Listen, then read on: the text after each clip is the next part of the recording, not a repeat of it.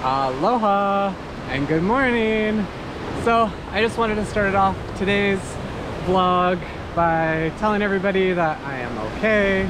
I've had a couple people message me and ask me about the tsunami. There was a big eruption last night, I guess, off the island of Tonga, and so Hawaii was under a tsunami warning. And apparently we did get hit by one at like 1:30 this morning, but it was only a couple feet high. So we're okay.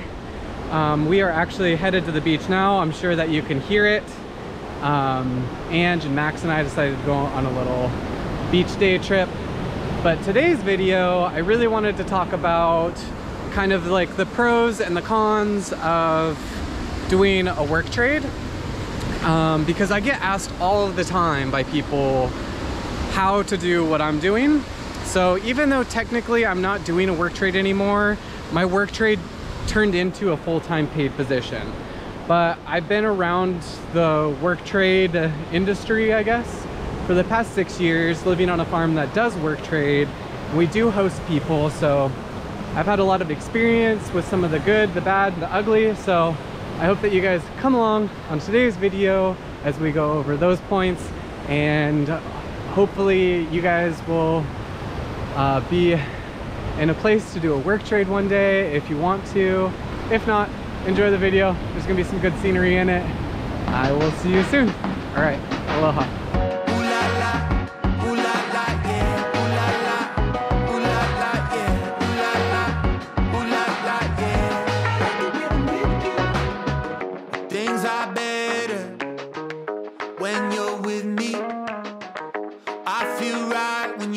Alright, so before we get into today's video, we are at a local beach. I'm not going to tell you which beach it is because it's kind of like a secret beach. Anyways, we're going to jump in and check out the water because there's really good snorkeling here. You got me sing it out. Go fly, ooh la la. I like the way you move. I like the things you do. I like it when I'm with you.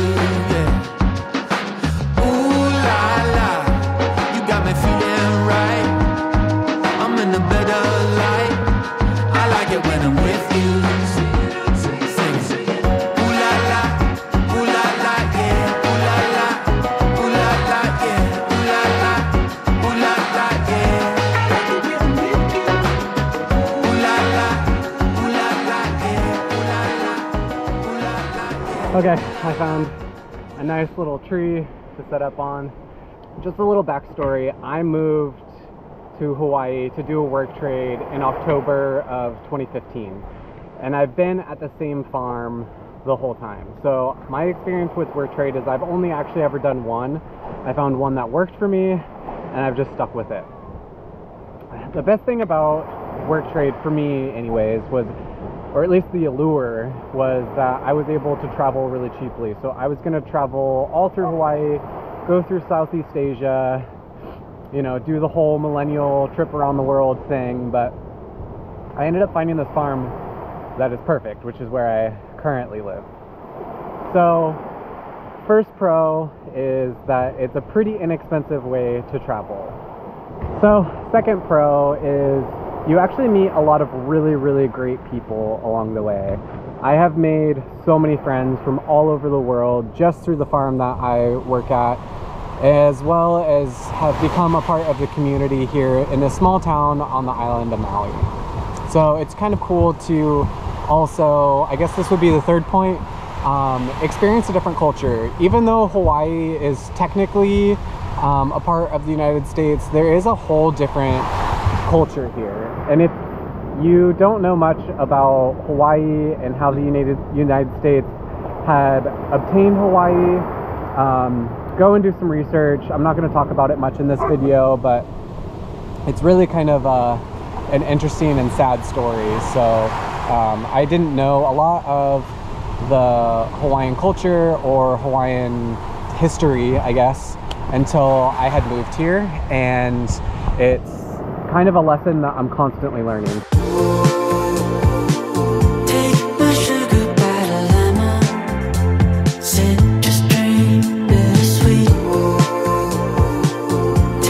Sugar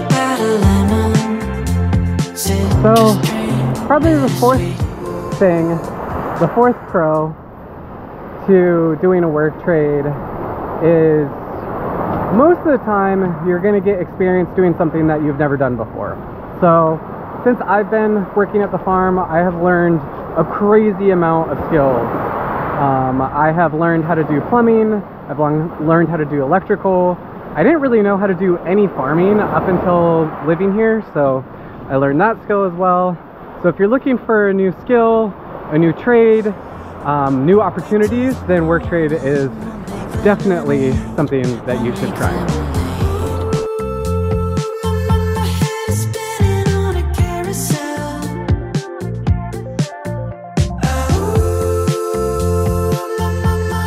So now that we've covered some of the pros, I wanted to talk about some of the cons, because work trading is difficult sometimes. It's not all rainbows and sunshine. I would say that the first con would be kind of living like a transient lifestyle and meeting people and becoming close with people and then having them leave. So for me personally, that's been the hardest part, is making friendships and then those friends moving away and me not being able to be with them anymore. Even though we have social media and the internet, it's great to be able to connect with those people. And I've traveled to England to visit my friend that lives there, who I met here.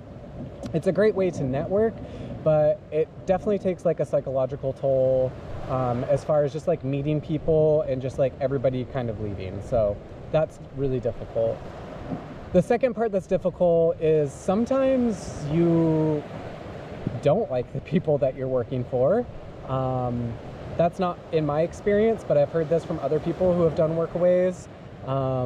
Either the place misrepresents itself, or there's people there that you just don't get along with. I mean, we can't get along with everybody as much as we try, but there's some people that you're just not going to like and that you're just not going to get along with. So I guess my biggest advice to you, if you're going to take anything away from this video, is kind of go at it with no expectations. Obviously make sure that you communicate with your host really well so that you have a general idea of how it's going to work, but just be prepared for the worst. You know, you may not like it and you may have to leave. They may not like you. They might ask you to leave. So just be aware that not everything is going to work out every single time that you go into a work trade situation. Ooh la la, you got me feeling right. I'm in a better light. I like it when I'm with you.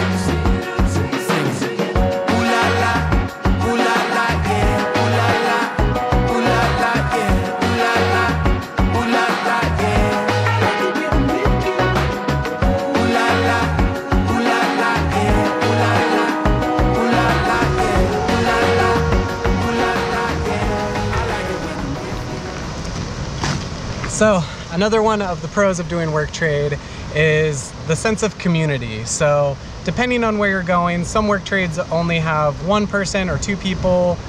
The work trade that I have has several, and there's always a flow of people coming through. We have a 6-month commitment, and in that 6 months, people get really bonded, and you are able to make really great friendships. And even if you're just going to a work trade that houses like 1 or 2 people, there's usually other work trades around, and it creates this really nice sense of community where you don't always feel alone. So on that being said, also with a sense of community comes kind of like a lack of privacy. So another one of the cons would be the lack of privacy, and depending on your accommodations, you may not be able to have like a space to yourself or very much like time to yourself if you're surrounded by a bunch of other people. So a sense of community could be a pro. It also could be a con, depending on how much privacy you need.